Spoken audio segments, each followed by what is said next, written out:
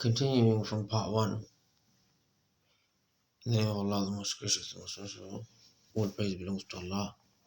May Allah's peace and blessings be upon His Prophet, upon his companions, and upon his family, and upon all those who follow him in goodness until the day of Judgment. Now, before, early on, like in the past, belief in God was taken for granted. Society was, even the American society was a religious society, believed in God. Of course, in the so-called developed, advanced times of technology and science, people, there has been an increase in atheism. So let's go into the proof, straight into the proof. So we're going to talk about a number of proofs, and that's why scholars who explain their books on theology, they didn't usually spend much time on proof of God because it was something taken.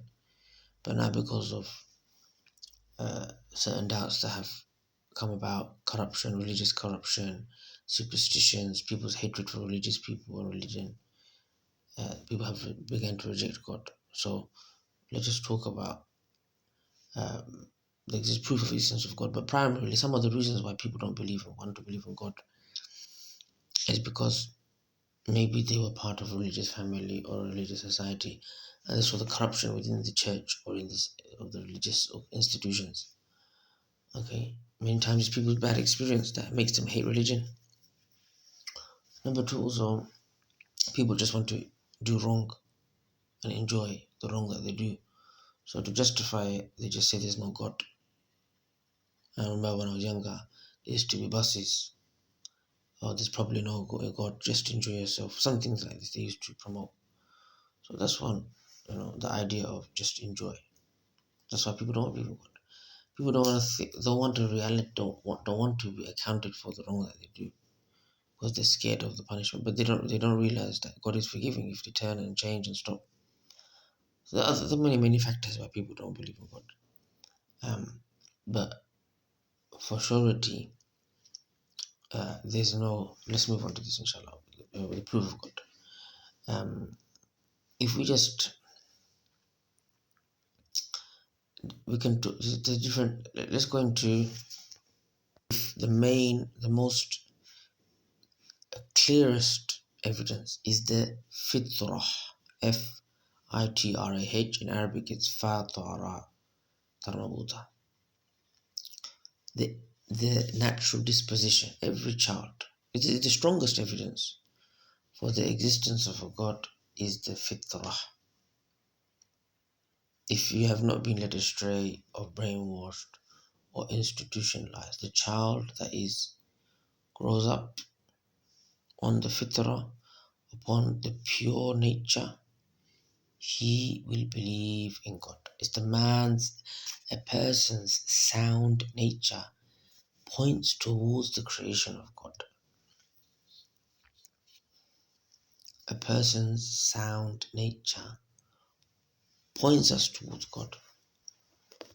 Okay, I'm gonna making a number of clips, so some people might not find me very convincing, but if you are from the atheists or from the agnostics, or someone who wants to have more firm belief regarding the existence of God, or a Muslim who is listening wants to increase in faith, or Muslim who wants to use arguments, you stay till the end of all the parts and pick up different points. You may not agree with my points, but please do stay to the end of the parts, especially the atheists and the agnostics and the du'at who are trying to pick up some points, and the Muslims who want to increase those who might benefit. So the nature is called the fitrah, the natural disposition. Okay, Prophet Muhammad said every person is born upon the fitrah. Every person is born on the natural disposition of worshipping one true God, but then his mom and dad makes him into a Jew or a Christian, and so on and so forth. So because of that, you grew up in a society, you've been institutionalized to believe there's no God. But then, according to Islam, the fitrah, if a child was to be left alone without any interference, he would grow up believing in a God. So that is the strongest proof.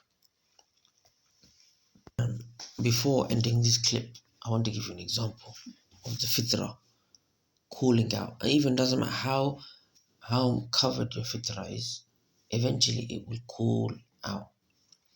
There's an article on the website. You can just type in England World Cup 2006.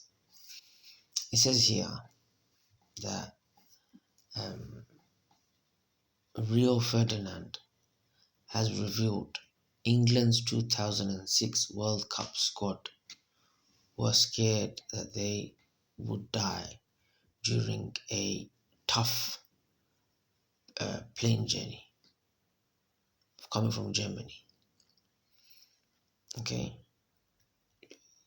so they knocked out by Portugal and they were coming back. Okay, so it was a very horrific plane journey and they thought they were going to die. So he says we just been knocked out of the competition by Portugal in the quarterfinals, and they had the worst flight back, the worst plane journey back. He said they thought they were going to die. What happened? Everyone thought they were going to start crying. Okay, and they start praying to God. A quote here from one of the newspapers. It says here, it says the Rio Ferdinand, okay, the 43, ex-Man U defender, Wayne Rooney and Steven Gerrard were crying and praying for their lives on their plane. Okay. Not only these people, I remember in the Australian fire that recently happened, where the fire was going out of control. It was burning acres and acres and acres. I'm sure those of you who remember, it's just not long ago. I think about a year ago or two. It's just recently, it's very recently, with the bushfires that were started by the Hawks. Some say by the Hawks, some say they don't know how it started, but anyhow, they're a huge fire in Australia.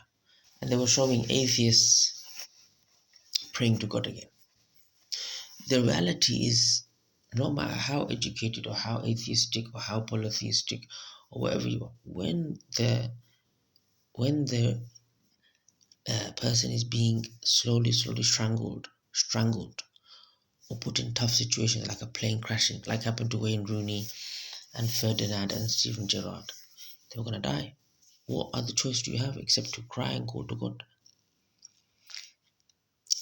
Where no one can help you at that moment. And they were saved by God. God saved them. I don't know what they're doing now. What's their religious situation? What is there? If Steven Gerrard or Rio Ferdinand or Wayne Rooney is listening, then I do invite them to Islam, and I encourage them to learn about Allah and Muhammad Sallallahu Muhammad, who is mentioned in the Bible.